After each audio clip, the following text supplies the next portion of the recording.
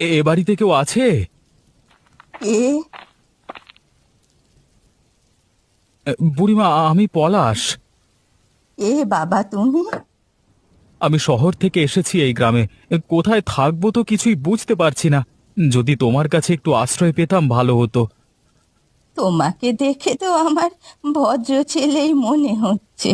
তাও তোমাকে চিনি না জানি না, এই বৃষ্টি বাদলার দিনে কোথা থেকে এসে উদয় হলে তুমি?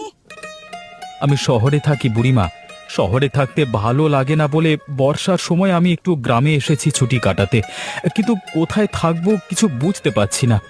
যদি তুমি থাকার জায়গা দাও, একটু তোমার বাড়িতে তাহলে থাকতে পারি। দেখো বাবা, আমার তো নিজেরই থাকার জায়গা নেই, তোমাকে আর কোথায় রাখবো বলো? তার ওপর তুমি আবার শহরের মানুষ। আমি শহরের মানুষ বলে কোনো চিন্তা করতে হবে না।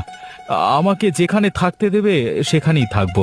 এই মাটির ভাঙা বাড়িতে থাকবার জন্যই তো আমি এসেছি। তা ভালো কথা, কিন্তু খাবে কি? আমি তো গরিব মানুষ, তোমাকে আমি ভালো খাবার খাওয়াতে পারবো না। আমি তো নিজেই খেতে পাই না ঠিক করে। তোমাকে কিচ্ছু চিন্তা করতে হবে না। তুমি আমাকে যা দেবে তাই খাবো।